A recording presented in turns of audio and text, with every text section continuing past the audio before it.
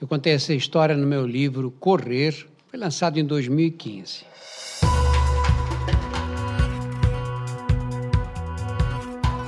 Olá, eu sou Drauzio Varela e aqui você vai ouvir outras histórias.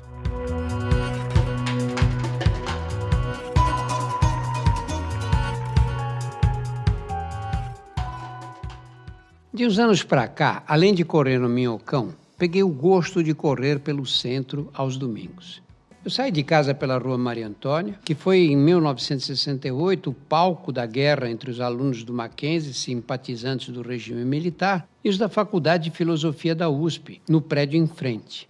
Desço a Consolação, na calçada oposta à da Igreja de Nossa Senhora da Consolação, projetada em estilo neorromânico pelo mesmo arquiteto da Catedral da Sé, em 1909, para substituir uma igrejinha antiga que havia no local. Eu viro à esquerda na Avenida Ipiranga, do lado oposto ao do Copan, esse gigante de linhas curvas projetados pelo Oscar Niemeyer, onde vive uma quantidade de pessoas maior que a população de muitas cidades.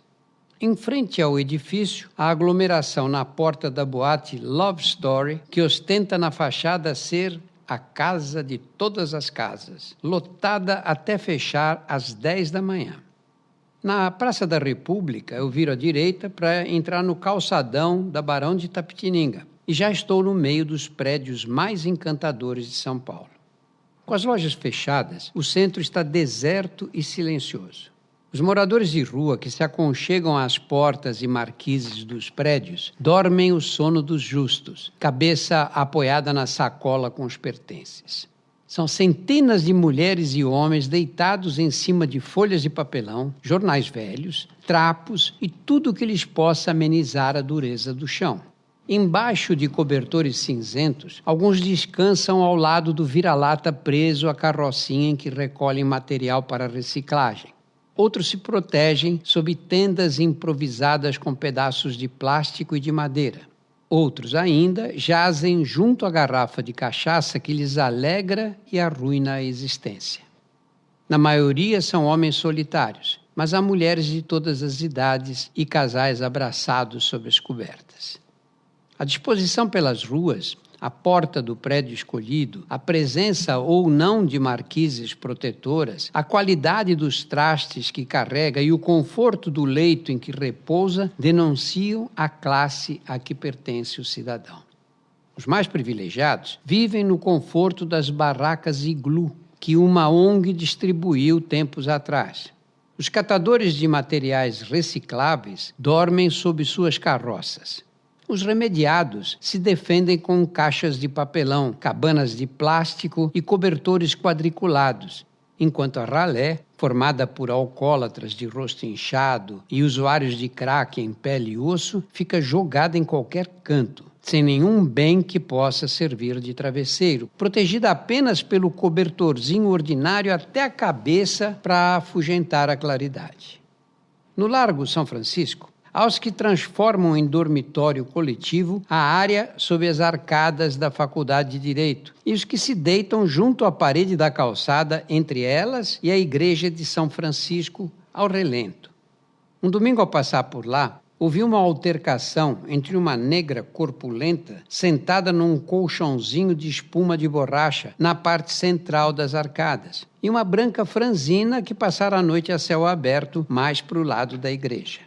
A julgar pela resposta da negra, a vizinha deve tê-la ofendido. Morta de fome é você, sua invejosa, que dorme no papelão, no meio da rua. Eu me deito em colchão macio, debaixo de um teto.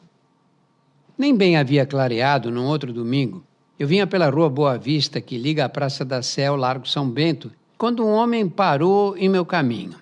Era um senhorzinho mirrado, sem dentes, de barba e cabelos brancos revoltos, que tinha um olho azul e o outro vazado, vestido com uma calça tão larga quanto encardida e um blusão da New York University, confeccionado para alguém com o dobro da estatura dele.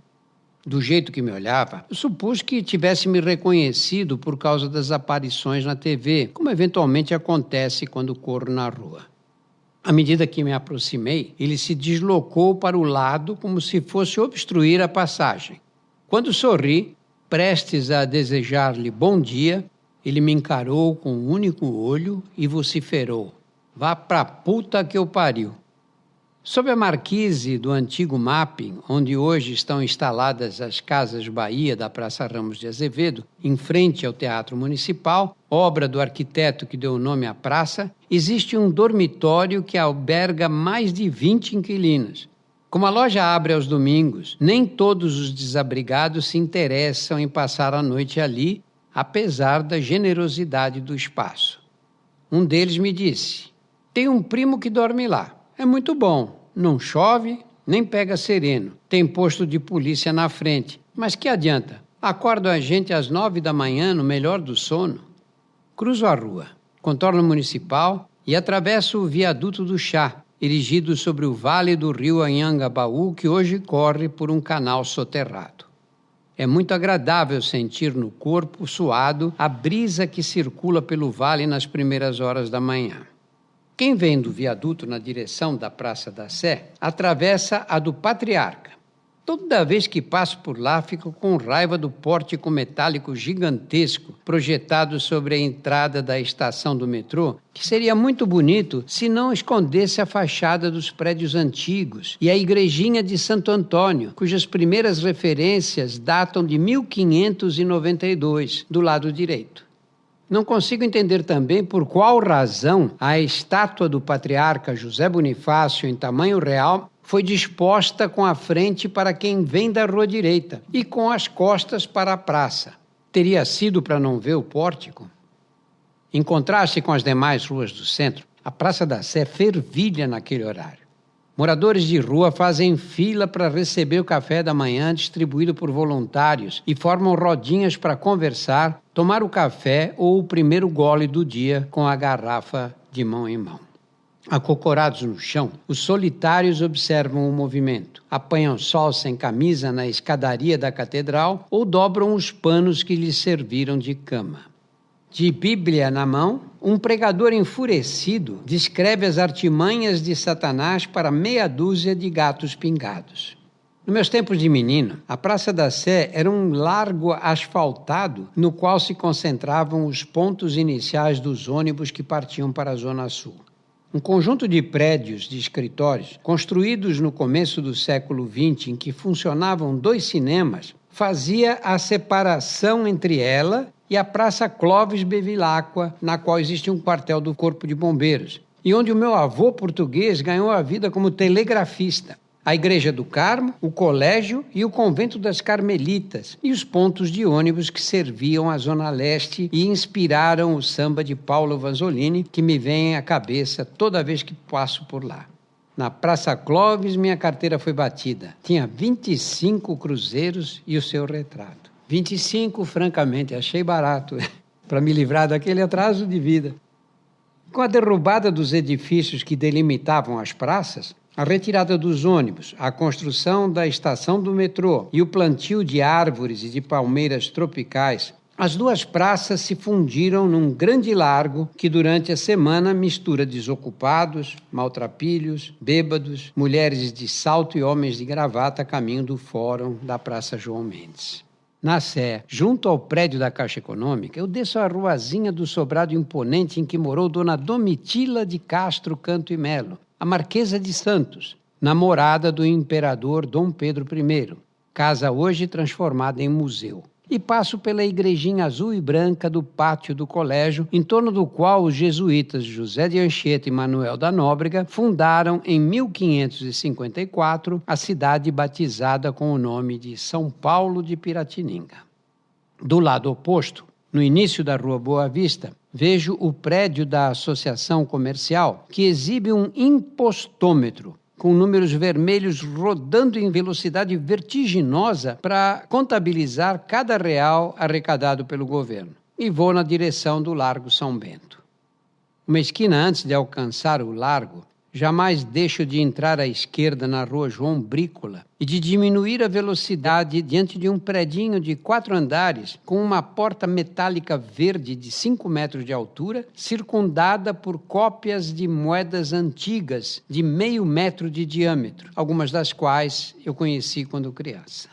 mantenho o passo mais lento para admirar a fachada de meu prédio preferido, construído no período de 1939 a 1947, no estilo Art Deco, pelo arquiteto Álvaro de Arruda Botelho, o prédio do Banco de São Paulo, cujas linhas delicadas me foram apresentadas num passeio pelo centro em companhia do arquiteto Isai Weinfeld. Do outro lado da rua, a 50 metros dele, o edifício Martinelli, inaugurado em 1929, marco da arquitetura da cidade que se industrializava e crescia, projetado pelo arquiteto húngaro William Fillinger e modificado pelo empreendedor Giuseppe Martinelli, com o objetivo de torná-lo o arranha-céu mais alto fora dos Estados Unidos.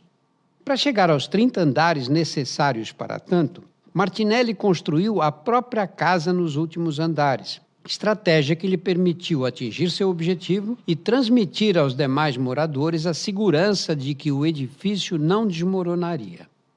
Mais tarde, o prédio do Banespa desbancaria o Martinelli. Entre os dois, uma pracinha com um coreto de madeira e um relógio redondo com ponteiros metálicos que apontam para algarismos romanos. Aí nasce a Avenida São João. Quando tenho a sorte de os sinos da igreja de São Bento começarem a badalar, corro em círculos até desaparecer dos ouvidos a reverberação do último toque. Ao atravessar o viaduto Santa Efigênia, sou invariavelmente perseguido por outra memória musical. Por mais que queira espantá-los, não consigo impedir que me venham à cabeça os versos mal acomodados do samba de Adoniran Barbosa. Venha ver, Eugênia, como ficou bonito o viaduto Santa Efigênia. O batedor de carteira na Praça Clóvis e a Eugênia do viaduto e o prédio do Banespa, que me traz a imagem do tio Odilo no Minhocão, fazem parte desses mantras que se intrometem em nossos pensamentos enquanto corremos. Difícil encontrar um corredor que não seja tomado por um deles em determinado momento. Como portadores de toque, não somos capazes de evitá-los. Podem vir sob a forma de música ou imagem que se condensa e evapora, como nos casos citados, de frases de exortação do tipo vamos lá, um passo mais, ou coragem, está chegando, repetidas dezenas de vezes, de conversas trocadas com pessoas imaginárias, ou com nós mesmos, ou ainda de palavras alinhadas sem coerência, que emergem de centros cerebrais ativados pelo esforço despendido e pela perspectiva do que ainda falta realizar. Sigo pela Rua Santa Efigênia, paraíso dos amantes da eletrônica, até desembocar na Avenida Duque de Caxias, junto à antiga estrada de ferro Sorocabana, inteiramente reformada para a construção da Sala São Paulo, uma das salas de concerto mais modernas do mundo.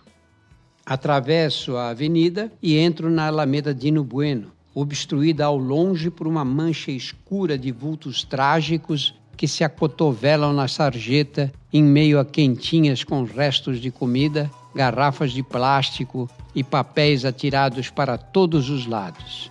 Cheguei à Cracolândia. Vou na direção deles.